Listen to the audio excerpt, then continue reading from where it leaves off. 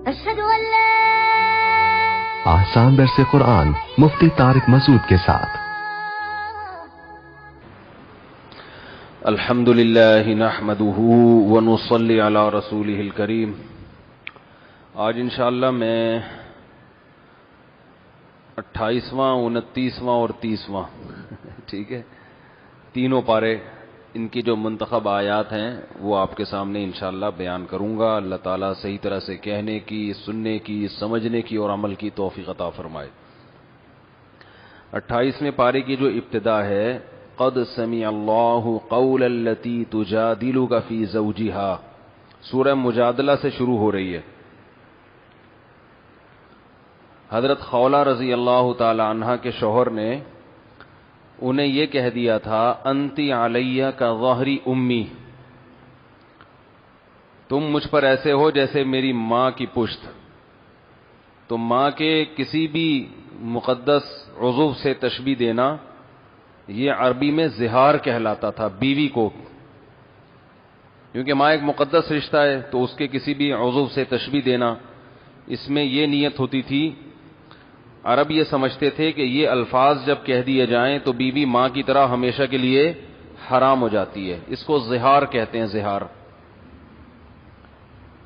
تو حضرت خولہ رضی اللہ تعالی عنہا کے شوہر نے یہ الفاظ ان سے کہہ دیے۔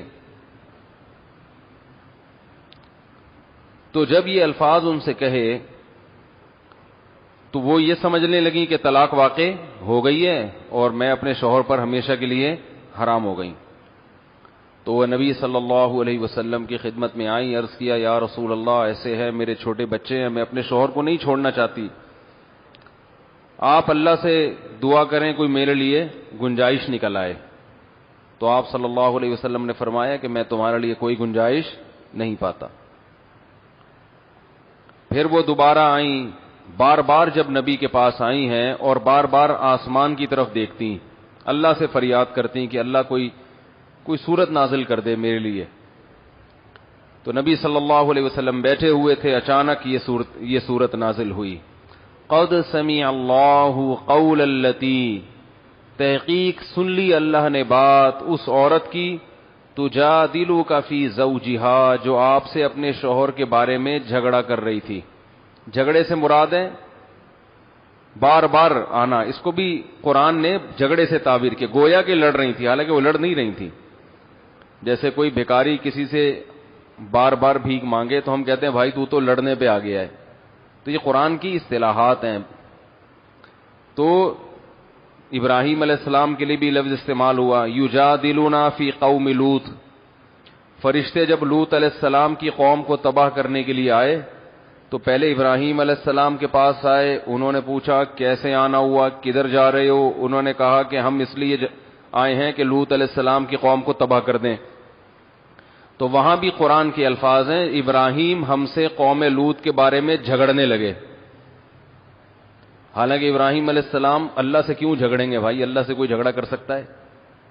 اصل میں ابراہیم علیہ السلام لجاجت کرنے لگے، بار بار کوشش کرنے لگے کہ کسی طرح لوط علیہ السلام کی قوم سے عذاب ٹل جائے، تو اس لیے اللہ کو دلائل دینے لگے کہ ان فیہا لوطا، اس میں تو لوط علیہ السلام بھی ہیں، اللہ وہ بھی تباہ ہو جائیں گے۔ مقصد ابراہیم علیہ السلام کا یہ تھا کہ قوم لوط سے عذاب ٹل جائے۔ تو جب کوئی گڑ گڑا کے مانگتا ہے تو اس کو بھی قرآن بعض دفعہ جھگڑے سے تعبیر کرتا ہے۔ یہ بلاغت کے نکات ہوتے ہیں، جو فتنہ پرست لوگ ہیں نا، وہ قرآن و سنت سے ایسے الفاظ نکال کے گستاخی کے فتوے لگاتے ہیں کہ دیکھو قرآن میں فلاں کے بارے میں یہ آیا، فلاں کے بارے میں یہ آیا، تو احادیث میں بھی اس طرح کے الفاظ ہیں، تو پھر صحابہ پہ بھی فتوے لگاتے ہیں، انبیاء پہ بھی لگاتے ہیں۔ تو یہ قرآن کی ایک طریقہ ہے یہ بیان کرنے کا۔ تو جیسے قرآن نے کہا وَعَصَىٰ آدَمُ رَبَّهُ فَغَوَىٰ، آدم نے رب کی نافرمانی کی اور راستے سے ہٹ گیا۔ حالانکہ وہ جو نافرمانی وہ عام نافرمانیوں کی طرح نہیں تھی، وہ ایک اجتہادی غلطی تھی۔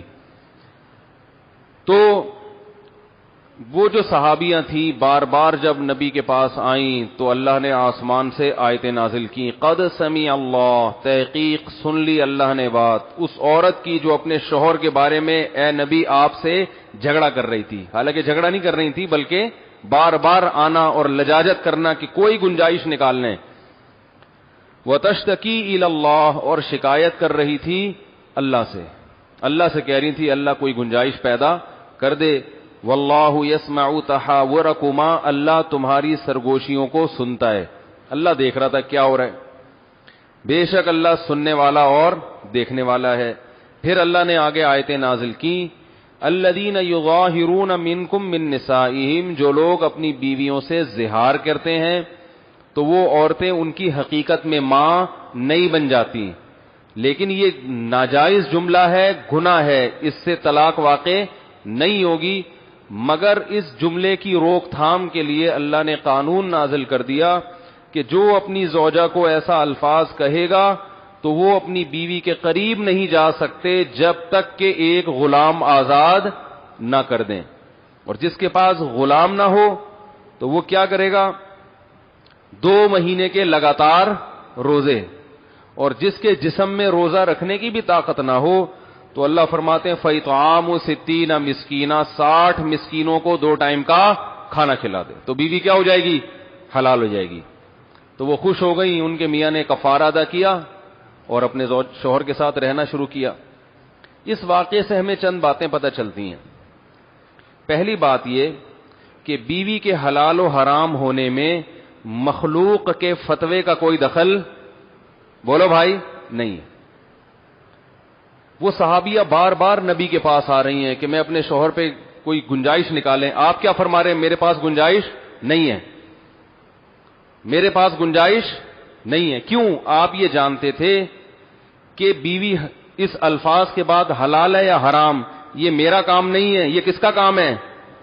بولو نا، اللہ کا. اب جو ہمارے اہل حدیث حضرات کہتے ہیں کہ 3 طلاقیں ایک مجلس کی نبی کے دور میں 3 سمجھی جاتی تھیں، حضرت عمر نے کیا کر 1 سمجھی جاتی تھی، حضرت عمر نے ان کو کیا کر دیا؟ 3. تو اس کا مطلب جو بیوی نبی کے دور میں حلال سمجھی جاتی تھی نبی کے حکم سے، وہ حضرت عمر نے کیا کر دی؟ بولو نا بھائی، حرام کر دی. تو جب یہ اختیار نبی کے پاس نہیں ہے تو حضرت عمر کے پاس یہ اختیار ہو سکتا ہے؟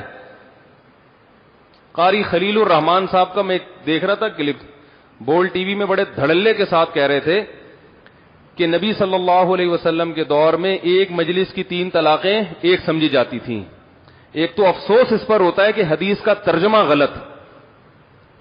میرا دل چاہ رہا تھا کاش میں بیٹھا ہوا ہوتا اسی وقت روک لیتا کہ قاری صاحب اللہ کا نام لو، خدا سے ڈرو. طلاق کے مسائل کا مطلب یہ کہ حلال کو حرام کر دینا، حلال کو حرام اور حرام کو حلال اس جرت سے کیا جا رہا ہے. لاکھوں لوگوں کے سامنے حدیث کا ترجمہ 100% غلط کیا جا رہا ہے اور لوگ بیٹھے ہوئے ہیں. لوگوں کو تھوڑی قرآن و حدیث کا پتہ ہے. اور اپنی تحقیق کو کیا کہا جا رہا ہے؟ قرآن و حدیث. تم ابو حنیفہ کے اندھے مقلد ہو، ہم کس کو فالو کرتے ہیں؟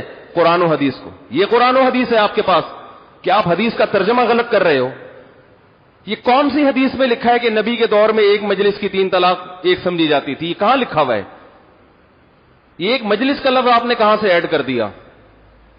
حدیث میں یہ ہے کہ نبی کے دور میں 3 طلاقیں ایک سمجھی جاتی تھی، اس میں کوئی ایک مجلس یا الگ الگ مجلس کی قید نہیں ہے. اور اس کا مطلب ابو داؤد کی دوسری حدیث میں اسی حدیث کے راوی عبداللہ بن عباس بیان کرتے ہیں کہ زمانے جاہلیت میں ایک مجلس ہو، ایک سے زیادہ مجلس ہو، علل اطلاق 3 طلاقیں ایک. کیا مطلب؟ جتنی بھی مرد طلاقیں دیتا تھا اس کو رجوع کا حق حاصل ہوتا تھا. اس حکم کو اسلام نے منسوخ کیا اور وہ منسوخ کی دلیل قرآن کی آیت ہے الطلاق مرتان فامساکم بمعروف او تسریح باحسان.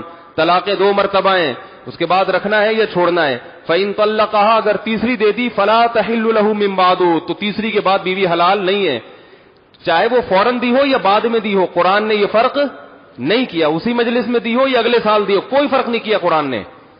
اس آیت سے یہ حکم کیا ہو گیا تھا؟ منسوخ. تو بہت سے صحابہ کے بارے میں امکان ہے انہیں اس کے منسوخ ہونے کا علم نہ ہو کہ زمانے جاہلیت میں جو ایک رسم چلی آ رہی تھی وہ ان کے علم میں نہ ہو. بالکل اسی طرح کے الفاظ متع کے بارے میں صحیح مسلم میں حضرت جابر بن عبداللہ فرماتے ہیں کہ نبی کے دور میں ہم متع کیا کرتے تھے, ابو بکر کے دور میں بھی حضرت عمر نے پابندی لگائی, تو کیا اس بیس میں متع حلال ہو جائے گا؟ بھائی نبی کے دور میں کرتے تھے, کیا نبی کے کہنے سے کرتے تھے یا ابو بکر کے کہنے سے کرتے تھے؟ ہر وہ کام جو نبی کے دور میں ہوا ہے تو یہ اس کی علامت نہیں ہے کہ یہ نبی کے آرڈر پہ ہوا ہے. تو شیعہ یہی دلیل پیش کرتے ہیں متع کے جائز ہونے کی کہ اس پہ تو عمر نے پابندی لگائی ہے. ہم کہتے ہیں متع پہ حضرت عمر نے جو پابندی لگائی یہ عین قرآن و حدیث کی روشنی میں لگائی ہے, کیونکہ متع حرام ہو چکا تھا نبی کے دور میں, لیکن زمانے جاہلیت کی رسم تھی, ہر ایک کو حرمت کا علم نہیں تھا. تو اسی طرح نبی کے دور میں اگر 3 طلاقیں ایک سمجھی جاتی تھی تو ایک مجلس کی نہیں, ایک مجلس ہو یا ایک سے زیادہ. حضرت عمر نے جو 3 کو 3 قرار دیا کوئی نیا حکم نہیں تھا, یہ وہی حکم تھا جو قرآن میں نازل ہوا ہے. اور اس کی سب سے بڑی دلیل کہ ایک صحابی نے بھی اس پر اعتراض نہیں کیا, کسی ایک نے بھی. تو اس سے صاف پتہ چلتا ہے کہ حضرت عمر کا یہ حکم اپنی طرف سے خود ساختہ نہیں تھا. اور قاری خلیل صاحب نے ایک اور خیانت کی ہے. ایک خیانت تو کیا کی, صحیح مسلم کی حدیث کا ترجمہ 100% غلط کی, اپنی طرف سے ایڈ کیا کہ نبی کے دور میں ایک مجلس کی 3 طلاقیں ایک ہوتی تھی. یہ ترجمہ کہاں سے لائے آپ؟ دوسری خیانت یہ کی کہ حضرت عمر کو موت سے پہلے ندامت ہوئی تھی کہ میں نے جو 3 طلاقوں کو 3 قرار دے دیا, مجھ سے یہ غلطی ہوئی ہے. یہاں بھی گڑبڑ کی ہے. حضرت عمر کو جو ندامت والی حدیث ہے اس میں ایسے کوئی الفاظ نہیں ہے کہ میں نے 3 طلاقوں کو جو 3 قرار دیا تو مجھ سے کیا ہوئی ہے غلطی. وہ حدیث کا ترجمہ قاری خلیل صاحب لفظ بلفظ پڑھ کے سنا دیں, دودھ کا دودھ پانی کا پانی ہو جائے گا. اس لیے ہم کہتے ہیں بھائی جان قرآن و حدیث کے نام پہ آپ نے اندھی تقلید تو کرنی ہی ہے. ابو حنیفہ کی نہیں کرو گے تو یا تو کسی انجینئر کی کرو گے یا کسی پروفیسر کی کرو گے یا قاری خلیل صاحب کی کرو گے. نہیں آ رہی بات میرا خیال ہے سمجھ میں؟ تو اس حدیث میں یہ نہیں حضرت عمر نے یہ کہا تھا 3 طلاقوں کو 1 قرار دینے میں میں نے مجھ سے 3 کو 3 قرار دینے میں مجھ سے کیا ہوئی ہے غلطی. وہ کیا کہا تھا وہ قاری خلیل سے ہی آپ کہیں کہ وہ حدیث پورے لفظ بلفظ پڑھ کے سنائیں. دوسری وہ حدیث انتہائی ضعیف ہے حضرت عمر والی, سند بھی پڑھ کے سنائیں ذرا اس کی. تیسری بات, اگر بالفرض حضرت عمر کو ندامت ہوئی ہوتی تو حضرت عمر وصیت لکھ کے جاتے نا کہ بھئی مجھ سے غلطی ہو گئی, جس بیوی کو قرآن نے حلال کیا تھا میں نے غلطی سے کیا کر دیا حرام, تو آپ لوگ اس قانون کو چینج کر لیں. ایسا کچھ بھی نہیں کیا. اور حضرت عمر سے تو اس سے چھوٹی چھوٹی غلطیاں ہوئی ہیں, صحابہ نے احتجاج کیا ہے. حضرت عمر نے حکم دیا کہ میں 400 درہم سے زیادہ مہر پہ پابندی لگاؤں گا. ایک عورت کھڑی ہو گئی کہ ہم یہ پابندی قبول نہیں کرتے کیونکہ قرآن و سنت میں ایسی کوئی پابندی نہیں ہے. اور بھی مثالیں ملتی ہیں. یہ کیسی بات ہے کہ ایک صحابی بیوی کو 3 طلاقیں دے رہے ہیں, قرآن و سنت کے مطابق تو وہ 1 ہو رہی ہے, بیوی نکاح سے نکلی نہیں ہے, اور اس عورت کے لیے کسی اور سے نکاح کیا ہے حرام ہے. حضرت عمر نے پابندی لگا دی, جس پہ حلال تھی اس پہ حرام کر دیا, جس پہ حرام تھی اس پہ حلال. تو صحابہ حضرت عمر سے اتنا اتفاق ہے اپنی بیویاں بھی تبدیل کرنے کے لیے راضی ہو گئے. اور سارے ایک سے بھی کوئی ایک ضعیف سند دکھا دو کسی ایک صحابی نے حضرت عمر کے اس فیصلے پر اعتراض کیا ہو. اس لیے یہ ہم اسی لیے کہتے ہیں قرآن و حدیث سمجھو مجتہدین سے. ہر آدمی کو یہ اتھارٹی حاصل نہیں ہے کہ کچھ بھی اٹھا کے قرآن و حدیث کے نام پہ عوام میں پھیلانا شروع کر دے.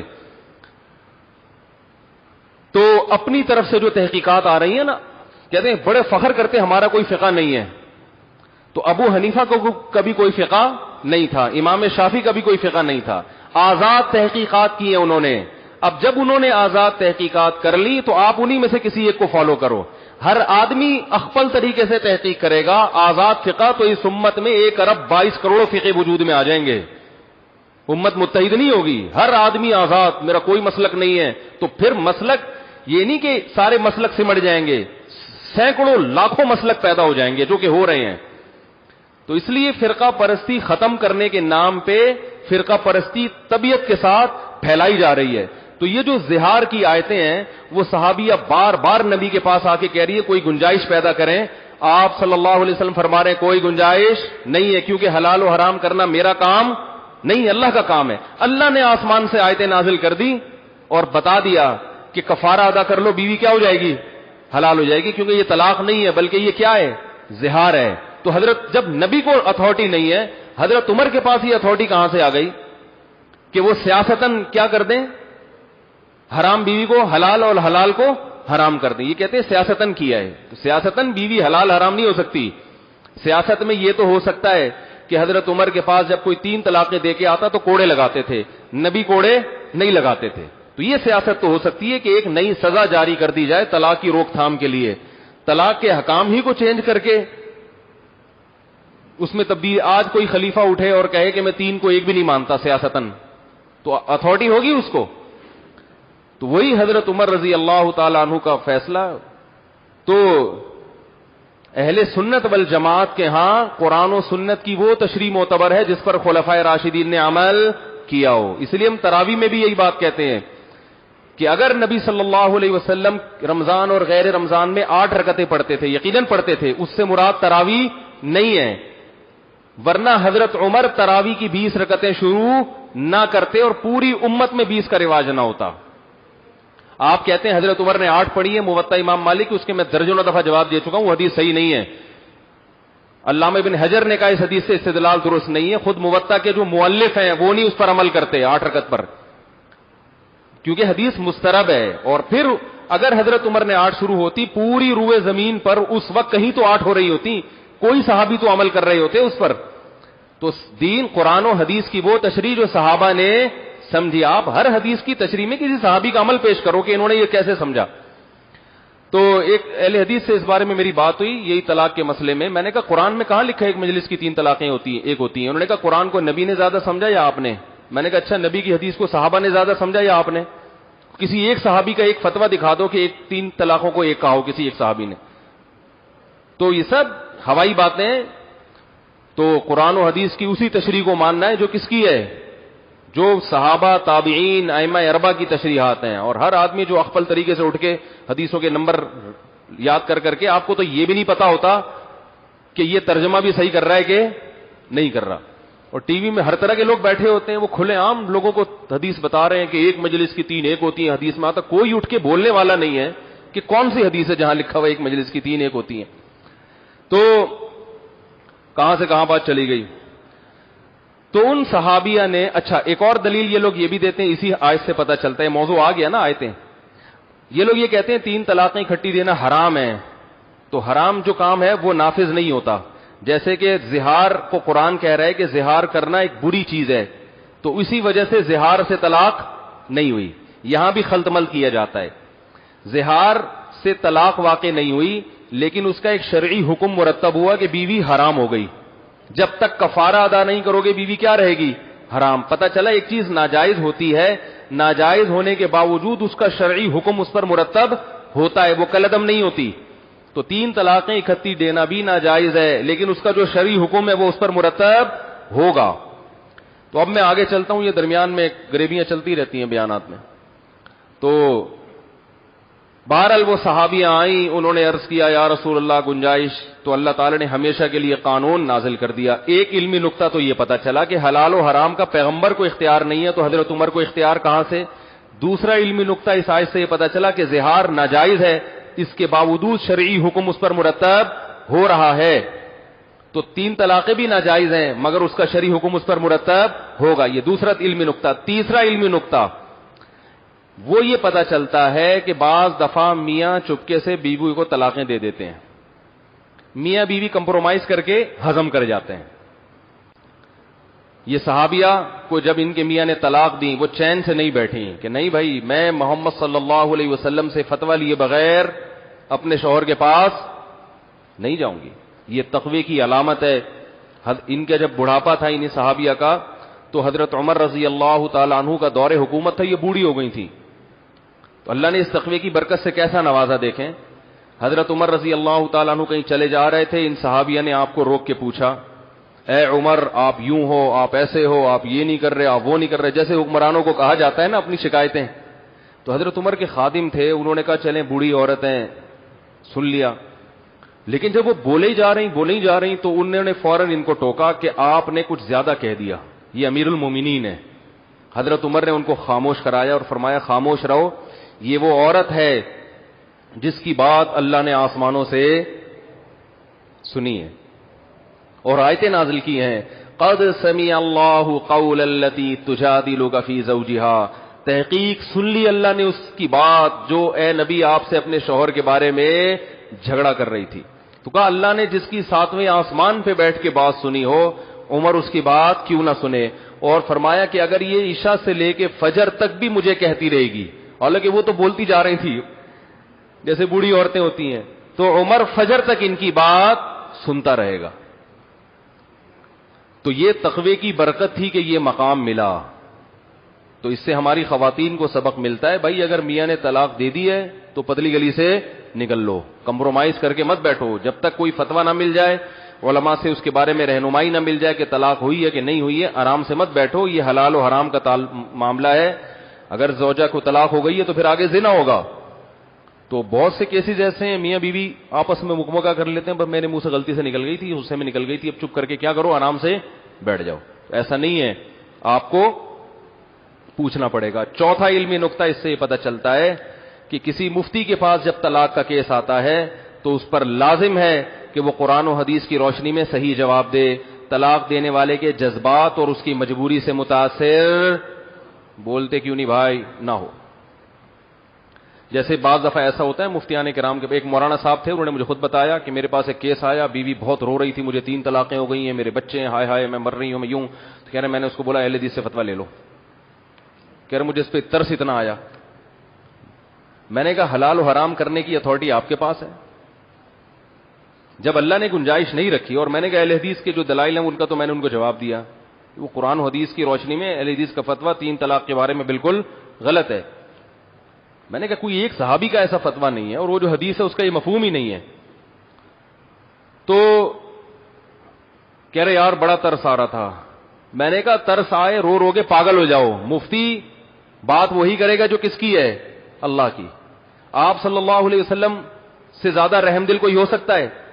وہ خاتون آئیں بار بار گڑ گڑا رہی ہیں، میرے چھوٹے بچے ہیں، میرے میاں بوڑھے ہیں، میاں سے بے پناہ محبت کرتی تھی، نہیں چھوڑنا چاہتی تھی. بھئی غصے میں میاں سے زبان سے یہ لفظ نکل گیا، آپ نے کیا فرمایا؟ آپ ان کے جذبات سے متاثر نہیں ہو رہے، کیونکہ حلال و حرام کرنا کس کا کام ہے؟ اللہ کا. پھر اللہ نے سنی ہے، وَتَشْتَكِي إِلَى اللَّهِ، اللہ کی طرف ہاتھ اٹھا کے کہتی تھی، اللہ نے سن لی. تو آج بھی اگر کسی مفتی پر جبریل علیہ السلام وہی لے کے آ جائیں اور کہہ دیں کہ اس کو گنجائش دے دو، تو پھر مفتی کے لیے اجازت ہے. اور ایسا ممکن اب ہے نہیں. جبریل آئیں گے تو تھپڑ لگا کے جائیں گے، ٹھیک ہے. اب چینج تھوڑی ہو سکتی ہے، جتنی گنجائشیں اللہ نے دینی تھی دے دی. تو آپ صلی اللہ علیہ وسلم جو اتنے رحم دل ہیں وہ نہیں ترس کھا رہے. وہ ترس اس لیے نہیں کہ بھائی یہ تو اللہ کا فیصلہ ہے نا، میں کیسے کروں. تو اسی طرح یاد رکھو ایسا ہوتا. ہمارے سامنے تو بہت کیسز آتے ہیں. ابھی چند دن پہلے کیس آیا، شوہر میاں بیوی میں بڑی محبت تھی، دھڑا دھڑ طلاقیں نکال دی غصے میں اس نے. اب جب پوچھا، یہیں بیٹھے ہوئے تھے، میں نے کہا ہو گئی، دونوں رونے لگے پھوٹ پھوٹ کے. اتنی محبت، دونوں رو رہے ہیں بیٹھ کے. یہ ایسا ہی ہے بندوق سے گولی نکال کے ٹھا کر کے مارو پھر رو کہ میں نے بیچارے کو کیا کر دیا. ایسا بھی ہوتا ہے نا. ہمارے بعض سیاستدان ہیں جو قتل کرتا ہے نا جنازے پہ سب سے زیادہ وہی رو رہا ہوتا ہے. جنازے پہ سب سے زیادہ بھائی ایسا ہوتا ہے کہ نہیں ہوتا؟ بعض دفعہ جس دہشت گرد نے مارا ہوتا ہے کندھا وہی دے رہا ہوتا ہے.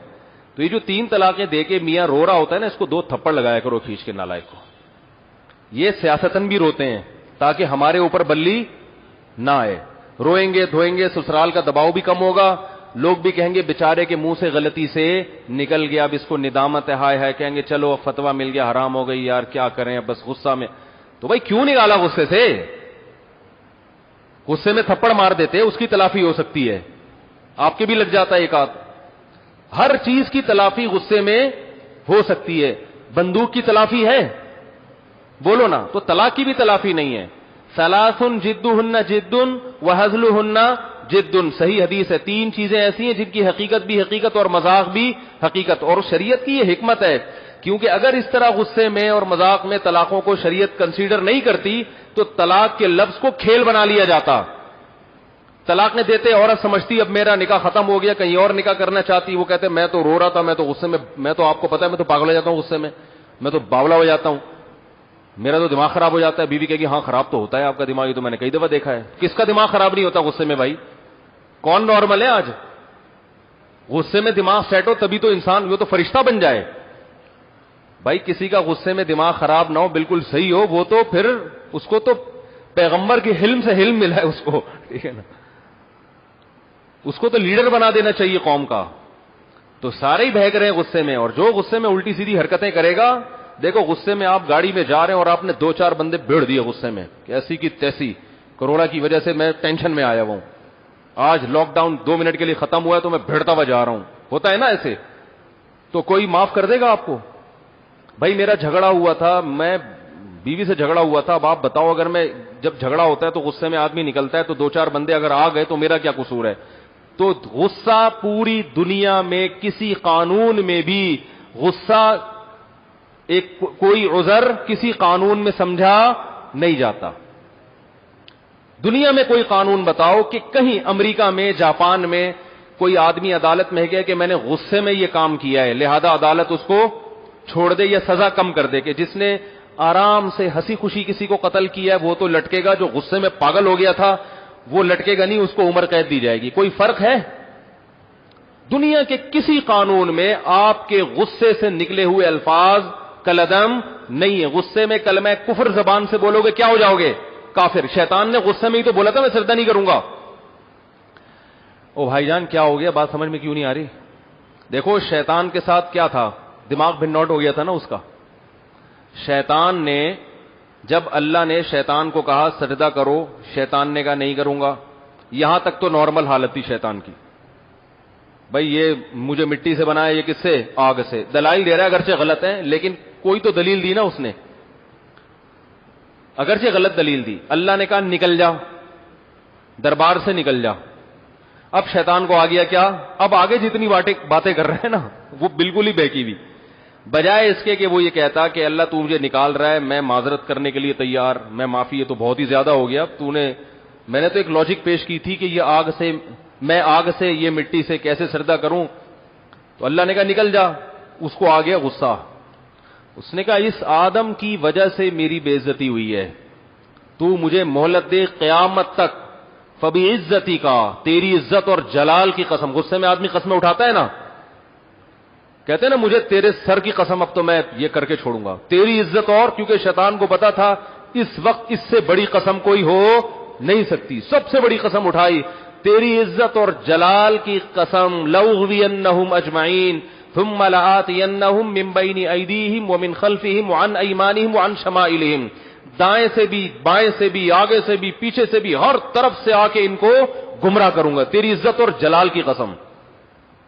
تو غضبناک ہی تو تھا وہ شیطان, ورنہ نارمل کنڈیشن میں ایسی باتیں نہیں کی جاتی. نارمل کنڈیشن میں یا تو سوری کرتا, سوری نہیں کرتا تو چلا جاتا وہاں کونے میں جا کے بیٹھ جاتا, انڈا موڑ پہ آگے چائے پینا شروع کر دیتا کہ چلو یار تھوڑا دماغ سیٹ کرو, دیکھتے ہیں بعد میں. ایسا ہی ہوتا ہے نا کہ اب اللہ نے نکال دیا, اب کیا کریں, دربار سے نکال دیا تو ذرا سائڈ پہ جا کے بیٹھیں گے اور کچھ 2-4 اور شیاطین کو بلا لیتا, یار اب نئی پالیسی بتاؤ کیا ہونی, پلان اے تو ہو گیا, پلان بی کا بتاؤ کیا کرنا ہے, ٹھیک ہے نا, صبر صبر صبر.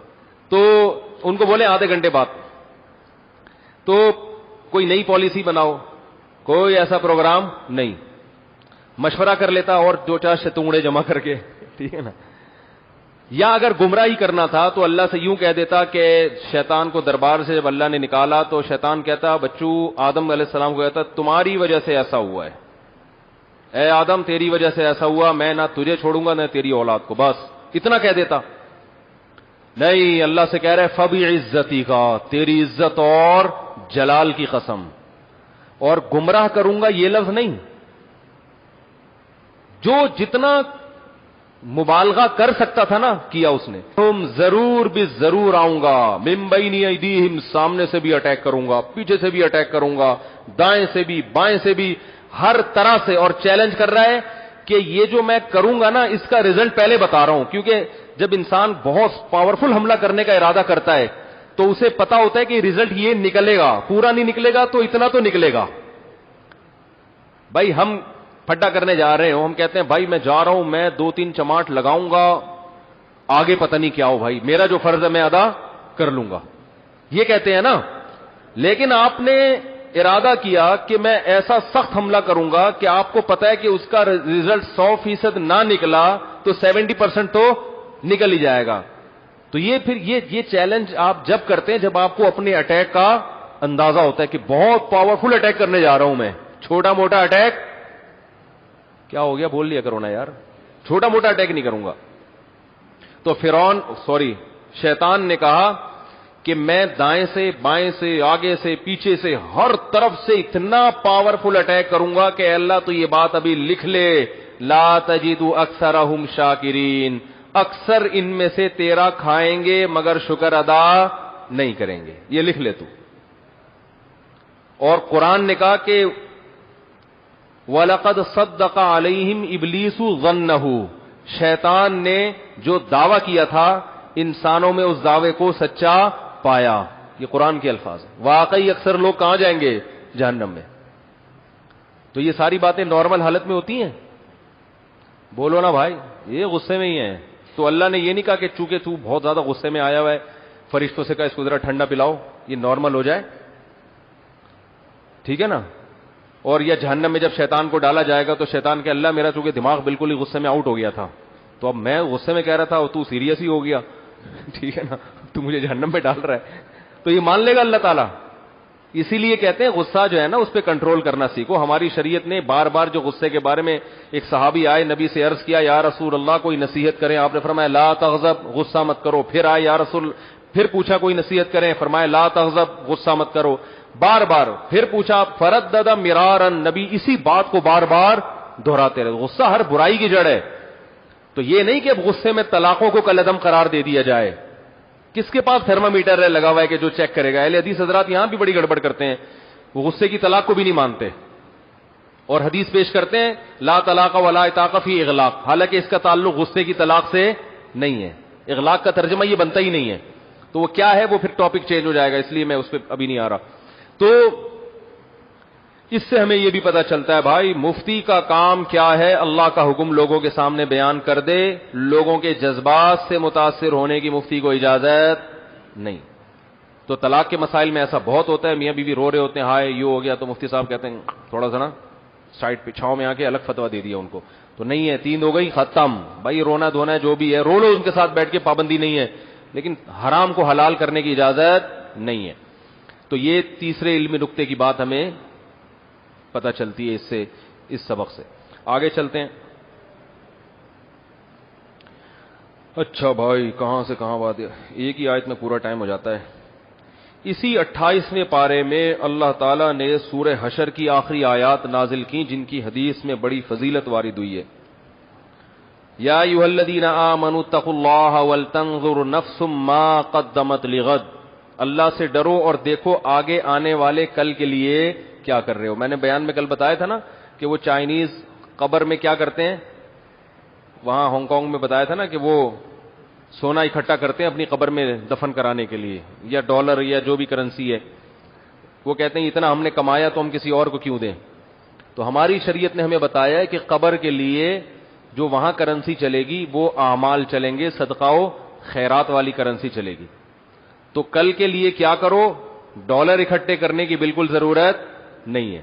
قبر میں خالی ہاتھ ہی جاؤ گے تو وہاں اعمال آگے بھیجنا. کتنا اچھا آپشن اللہ نے ہمیں دے دیا ہے جو چائنا والوں کے پاس نہیں ہے, جیپنیز کے پاس بھی نہیں. وہ بیچارے مر گئے تو وہ کہتے ہیں ختم. تو اللہ نے ہمیں آپشن دیا بھائی بھیجو آگے, صدقات و خیرات کرو, نمازیں پڑھو, زکوٰۃ دو, اچھا سلوک کرو. سورہ بقرہ کی اور سورہ آل عمران کی جو تلاوت کرتے ہیں حدیث میں آتا ہے قیامت کے دن یہ سائبان کی شکل میں آ جائیں گی. جب میدان حشر میں گرمی ہوگی نا سورج کی, تو یہ بادل بن کے, شدید گرمی میں بادل سر کے اوپر آ جائے, کتنی خوشی ہوتی ہے انسان کو. تو یہ سائبان بن کے آپ کو چھاؤں کریں گی قیامت کے دن. تو اللہ نے فرمایا یہ دیکھو کل کے لیے تم نے کیا کیا. تو ہم تو تھوڑا بہت کرتے ہیں لیکن کبھی غور کرتے نہیں ہے کہ یہاں کے لیے کتنا کر رہے ہیں تھوڑی سی زندگی, اور کل کے لیے کتنا کر رہے ہیں. جتنا یہاں رہنا ہے اتنا یہاں کے لیے کر لو, اور جتنا آگے جانا ہے اتنا آگے کے لیے.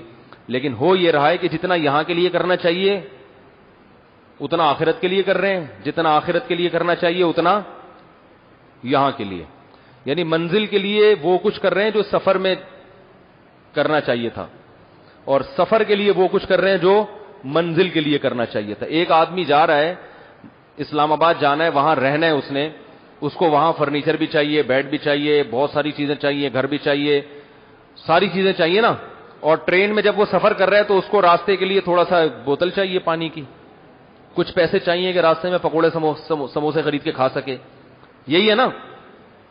لیکن وہ کیا کر رہا ہے, ٹرین کے لیے تو پورا فرنیچر اس نے لوڈ کرا دیا ٹرین کی چھت پہ ہے, اور ڈی فریزر بھی ہے, اور سارا گولڈ بھی, سارا جو ہے نا, جگہ نہیں ملی تو ایک الگ سے ڈبہ بک کرایا اس. منزل کے لیے کیا ہے, 2-4 پکوڑے رکھ لیے اس نے. اسلام آباد جب جا کے رہوں گا تو 2-3 سموسے اور 2-3 پکوڑے. حماقت ہے یا نہیں ہے؟ تو ہمارا بھی حساب کتاب یہ ہے, اس دنیا کے سفر کے لیے بحریہ ٹاؤن کے 25-30 پلاٹ ہم نے رکھ لیے, اور گولڈ بھی رکھ لیا ہے, اور پورے گھر بنا لیے, اور ماشاءاللہ وٹو بچوں سارا حساب کتاب پورا. آخرت کے لیے کیا ہے, وہ جو وائپر سے جب گاڑی صاف کرے گا تو 5 روپے, جس میں پکوڑے ہی خرید سکتا ہے نا وہ. تو ایسا نہ ہو جب قبر میں ہم جائیں تو فرشتے 2-3 پکوڑے سامنے لا کے کیا خیال ہے بھائی کہ یہ آپ کا بھیجا ہوا توشہ ہے, ذخیرہ ہے آخرت, 2 سموسے 2 کیا ہیں پکوڑے. تو بھائی 5 روپے میں یہی آ سکتے تھے. وہ الگ بات ہے جنت کے سموسے ہوں گے تو وہ بہت لذیذ ہوں گے, لیکن ہوں گے وہ 2-4 سموسے اور پکوڑے ہی ہوں گے. تو بھائی آخرت کے لیے بھی کچھ ذرا اکٹھا کرو. اس بچے کو بڑی ہنسی آ رہی ہے پکوڑوں کا سن کے. اسی صورت میں سورہ ممتحنہ ہے جس میں رسول اللہ صلی اللہ علیہ وسلم کو حکم دیا گیا کہ جب خواتین جو اسلام قبول کریں اور آپ کے ہاتھ پہ آ کے بیعت ہوں تو ان سے ان چیزوں پر بیعت لیں. یا ایھا النبی اذا جاءک المؤمنات, اے نبی جب آپ کے پاس مومن عورتیں آئیں جو بیعت کرنا چاہیں, ان بات پر بیعت کروائیں کہ اللہ کے ساتھ کسی کو شریک نہیں کریں گی. آج خواتین روحانی عاملوں کے پاس جا کے نا شرکیہ تعویذ لے کے آ رہی ہوتی ہیں. ولا یسرقنا, چوری نہیں کریں گی. میاں صاحب نے پینٹ لٹکائی ہوئی ہے, اس کے بٹوے سے روزانہ پیسے نکلتے ہیں. آج کل بہت کمپلین آ رہی ہیں, آدمی کو اعتماد ہی نہیں ہوتا, اپنا بٹوا کہیں پینٹ لٹکا ہی نہیں سکتا, وہ آفس سے آ کے چھپا کے. بعض لوگ آتے ہیں پوری پینٹیں صاف کرتے ہیں پہلے اپنی نا, پھر وہ پیسے کہیں رکھتے ہیں, وہ ڈر ہوتا ہے بیگم صاحبہ نہ نکال لیں. تو اللہ نے فرمایا چوری نہیں کریں گی, ولا یزنین, زنا نہیں کریں گی, ولا یقتلن اولادہن, اپنی اولاد کو غربت کے خوف سے قتل نہیں کریں گی. ماں کے پیٹ میں اگر بچہ ہو اسے, اور وہ 4 مہینے کا ہو چکا ہو, اسے جان سے مارنا بھی اسی آیت کی روشنی میں حرام ہے. اس خوف سے کہ میں بچے کہاں سے پالوں گی, میں بچے کے خرچہ کہاں سے اٹھاؤں گی, میرے میاں کی ارننگ کم ہے, یہ اسلام میں جائز نہیں ہے. بچے روکنا اس نیت سے تو جائز ہے کہ آپ کو بچے پسند ہی نہیں ہیں. شریعت میں ترغیب ہے اولاد زیادہ پیدا کرو, لیکن کسی کو پسند ہی نہیں ہے تو ٹھیک ہے وہ نہ کرے, لیکن اسلام کو چینج کرنے کی کوشش نہ کرے. وہ کہے اسلام میں ترغیب ہے, مجھے خود ہی پسند نہیں ہے, تو بہت سے دنیاوی اور اخروی برکتوں سے محروم رہ جائے گا. مگر یہ کوئی حرام اور ناجائز عمل نہیں ہے. اگر میاں بیوی آپس کی مرضی سے نسل روکنا چاہیں تو گناہ نہیں ہے, بشرطے کہ آپریشن نہ کروائیں اور نس بندی نہ ہو. وقتی طور پر کوئی طریقہ استعمال کریں, اس سے صحت کو بھی نقصان ہوگا, آخرت کا بھی نقصان ہوگا. نقصان کا مطلب جو برکات اور ہونی چاہیے تھی وہ نہیں ہوں گی. دنیا میں بھی بہت سی چیزوں سے محروم ہو جائے گا, لیکن گناہ نہیں ملے گا. گناہ اس صورت میں حمل روکنے سے ملتا ہے کہ جب اس نیت سے روکے جائیں, یا تو اسلام کا لیبل لگا کے, جیسے غامدی صاحب اسلام کا لیبل لگاتے ہیں نا کہ گورنمنٹ کو اختیار ہے کہ وہ نسل بڑھانے کا مشورہ بھی دے سکتی ہے, کم کرنے کا بھی گورنمنٹ کو کوئی اختیار نہیں ہے. تو اسلام کی نیت سے کریں گے تو یہ حرام ہو جائے گا. اس نیت سے کریں گے کہ بچے زیادہ ہوں گے تو لوگ تانا دیں گے, یار تمہارا اور کوئی کام نہیں ہے, اس طرح کے تانے ملتے ہیں نا لوگوں کے. تو جس چیز کو اسلام نے قابل فخر بتایا ہو, آپ اس میں اگر توہین محسوس کرتے ہیں تو یہ حرام ہے یا نہیں ہے؟ یہ تو اسلام میں قابل فخر ہے اولاد کا زیادہ ہونا. تو اس نیت سے کہ لوگ کیا کہیں گے. تیسری اس نیت سے کہ خرچے کیسے پورے کروں گا, اور زیادہ تر آج کل یہی نیت چل رہی ہے. تو اللہ تعالیٰ نے آپ کو اولاد پہ خرچ کرنے کا حکم دیا ہے, خرچے کی وجہ سے اولاد روکنے کی اجازت نہیں دی ہے. یہ بالکل حرام ہے, ناجائز ہے, کبیرہ گناہ ہے, کیونکہ اللہ نے فرمایا نحن نرزقکم وإیاہم, تمہیں بھی ہم دیں گے, ان کو بھی ہم دیں گے. تو یہ اللہ کی مخلوق پہلے ہے, آپ کی اولاد بعد میں. تو ان 3 نیتوں سے نسل روکنا کیا ہے اسلام میں حرام ہے, اور حمل گرانا تو وہ تو اور زیادہ ناجائز عمل ہو جائے گا. تو اللہ نے فرمایا کہ اپنی اولاد کو غربت کے خوف سے قتل نہیں کریں گی. اسی طرح عرب میں بیٹوں کو قتل کیا جاتا تھا غربت کے خوف سے, بیٹیوں کو قتل کیا جاتا تھا عار کے خوف سے, کہ بیٹیاں تو ویسے بھی دستے بازو نہیں بنتی. تو آج بھی ماں کے پیٹ میں بیٹیوں کو قتل کیا جا رہا ہے. الٹرا ساؤنڈ لوگ کرتے ہیں, بیٹی ہے تو ڈاکٹر سے کہتے ہیں حمل گرا دو. انڈیا میں, چائنا میں تو یہ بہت دبا کے ہو رہا ہے یہ کام. تو یہ بھی اللہ نے نبی سے کہا کہ عورتوں سے بیعت لیں کہ اپنی اولاد کو قتل نہیں کریں گی, چاہے بیٹے ہوں یا بیٹیاں. تو اگر الٹرا ساؤنڈ سے پتا چل گیا کہ ماں کے پیٹ میں بیٹی ہے, تو اس بیس پر ماں کو حمل گرانے کی اجازت, بولتے کیوں نہیں بھائی, نہیں ہے. اس پہ فخر کیا کریں. نبی نے فرمایا جس نے 3 بیٹیوں کی کفالت کی میں اس کے لیے جنت کی ضمانت لیتا ہوں. تو خوش ہوا کریں بیٹی پر, سب کچھ دنیا نہیں ہوتی. اور آگے اللہ نے فرمایا ولا یاتین ببہتان یفترینہ بین ایدیہن وارجلہن, بہتان نہیں لگائیں گی کسی پر, زنا کی اور فحاشی کی تہمت. دیکھو خواتین سے جو بیعت لی جا رہی ہے اس میں ان چیزوں کو ہائی لائٹ کیا جا رہا ہے. اس کی علامت ہے کہ خواتین میں ان برائیوں کا ریشو زیادہ ہوتا ہے. تہمت فوراً لگاتی ہیں. میاں بیوی میں جب بھی طلاق ہوگی نا, عموماً دیکھا گیا ہے عورت اپنے شوہر پہ فحش الزامات لگا دیتی, کیونکہ یہ خواتین کے پاس ایسا ذریعہ ہوتا ہے نا کہ میاں بیوی کے اندر کی باتیں دونوں ہی جانتے ہیں. تو لوگ فوراً اس بارے میں بیوی کی باتوں پر یقین کر لیتے ہیں. ریحام خان نے کیا کیا, عمران خان کے خلاف کتاب لکھ دی نا. مجھے عمران خان کی ذات سے کوئی دلچسپی نہیں ہے, اچھا ہے برا ہے ہماری بلا سے, جو بھی ہے ہم نے کیا کرنا ہے. لیکن جو لوگ ریحام خان کی کتابوں کا حوالہ دے رہے ہیں نا, یہ حوالہ صحیح بولو بھائی, نہیں, یہ حوالہ ریحام خان کے غلط ہونے کی علامت ہے. ریحام خان ہی نام ہے نا, وہ بھائی الزامات ریحام خان نے لگائے نا, تو یہ ریحام خان کے غلط ہونے کی علامت ہے کہ ہن لباس لکم وانتم لباس لہن. اللہ نے فرمایا ایک دوسرے کا لباس ہیں, ایک دوسرے کے عیوب پہ پردہ ڈالتے ہیں. آپ کو طلاق ہو گئی, کوئی آپ کا ہیڈیک ہے بھائی, گھریلو مسئلہ ہے, ہو گئی جاؤ کہیں اور شادی کر کے رہو. وہ اس پہ پوری کتاب لکھ دی. اور تو شریعت میں فحش الزام اگر لگایا جاتا ہے نا, اس پہ تو ویسے بھی کتنے گواہ چاہیے, انگلی سے اشارہ کر کے بتا رہا ہوں کتنے گواہ چاہیے, 4 گواہ. اگر اسلامی عدالت ہوتی تو پھر فحش الزام لگاتی اس کی بیوی, اور 4 گواہ نہ ہوتے تو الٹا اسلامی عدالت چوک میں کھڑا کر کے محترمہ کو کوڑے لگاتی. پھر ایسا نہ ہو کہ پی ٹی آئی کے مخالف والوں کا میرے خلاف ایک کلپ تیار ہو جائے, یہ عمران خان کی حمایت کر رہے ہیں. مجھے عمران خان کی حمایت یا مخالفت سے کوئی غرض نہیں ہے اس وقت. مجھے ایک شرعی مسئلے کو ڈیفائن کرنا ہے. یہ نواز شریف پہ بھی لگا ہوتا ہے الزام تو ہم وہاں بھی ڈیفائن کرتے, زرداری پہ بھی لگا ہوتا تو وہاں بھی ڈیفائن کرتے. یہ شرعی مسئلہ ہے.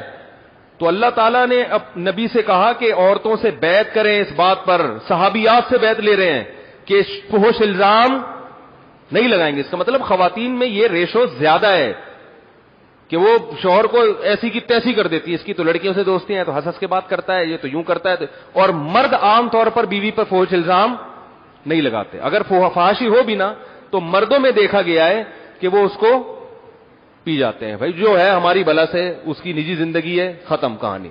لیکن خواتین, سب خواتین نہیں جو میرا بیان سن رہی ہیں ان کے علاوہ کی بات کر رہا ہوں میں, سب ایسا نہیں کرتی. اور بعض دفعہ وہ خواتین کے الزامات صحیح بھی ہوتے ہیں. بعض خواتین ہو سکتا ہے سوچ رہی ہوں ہم نے تو الزام لگایا تھا, ہم نے تو اپنی آنکھوں سے دیکھا تھا, تو صحیح بھی ہوتے ہیں. لیکن زیادہ تر کیا ہوتے ہیں, بولو بھائی, غلط. دوسری بات, اس سے شریعت میں بحث ہی نہیں ہے کہ صحیح ہے غلط ہیں. الزام لگا کیوں رہی ہو بھائی, کرنا کیا ہے؟ اجازت نہیں ہے شریعت میں. جب کسی کی بھی راز کی باتیں ہیں, اسلام میں حکم ہے ان پہ پردہ ڈالا جائے. سمجھ رہے ہیں کہ نہیں سمجھ رہے؟ صرف زنا کو ہائی لائٹ کیا جا سکتا ہے بشرطے کہ آپ کے پاس 4 گناہ ہوں اور 4 گواہ ہوں, اور وہ گواہ بھی عدالت میں جا کے گواہی دیں. اخبار میں ان گواہوں کا نام ہائی لائٹ کرنے کی اجازت نہیں ہے. وہ بھی عدالت کے کٹہرے میں گواہی دیں گے, ادروائز وہ گواہ بھی آپ نہیں لا سکتے. کیونکہ یہ ہر ایک کی نجی زندگی ہے, کون چھپ کے کیا کرتا ہے, کون کیا کرتا رہا ہے, کیا کرتا ہے کیا نہیں کرتا, اس کو شریعت نے نمایاں کرنے کی اجازت, بولتے کیوں نہیں بھائی, نہیں دی ہے. تو اس میں یہ بھی پتہ چلتا ہے کہ جو عورتیں بہت جلدی الزام لگا دیتی ہیں نا, ہمارا میاں ایسا, تو فوراً متاثر نہ ہوا کریں اس سے. ان کو بولا کریں محترمہ آپ صحیح کہہ رہی ہیں غلط کہہ رہی ہیں ہمیں نہیں پتا, لیکن یہ جو برائیوں کو ہائی لائٹ کرنا یہ بہرحال برا کام ہے جس کی اسلام نے اجازت نہیں دی. اس سے آپ کا برا ہونا بہرحال ثابت ہو رہا ہے. سمجھتے ہو گے نہیں سمجھتے بھائی؟ تو چلیے یہ آیت مکمل کر لوں. ولا یعصینک فی معروف فبایعہن, فرمایا کہ اور کسی گناہ میں آپ کی کسی نیکی کے کام میں آپ کی مخالفت نہیں کریں گی. اگر عورتیں یہ معاہدہ کر لیتی ہیں تو اے نبی آپ ان سے بیعت ہو جائیے. اس سے یہ بھی پتہ چلتا ہے کہ صوفیہ کرام کے ہاں جو بیعت کا سلسلہ ہے, گناہوں سے جو بیعت, گناہوں چھڑوانے پر جو بیعت کی جاتی ہے نا, تو وہ سلسلہ بھی سنت سے ثابت ہے. یہ جو نبی صلی اللہ علیہ وسلم خواتین کو بیعت کر رہے ہیں، یہ بیعت خلافت کی بیعت نہیں ہے. بعض حضرات یہ کہتے ہیں کہ جو صوفیہ کرام نے بیعت کا سلسلہ شروع کیا یہ سب بدعت ہے، قرآن و حدیث میں اس کا کوئی ثبوت نہیں ملتا.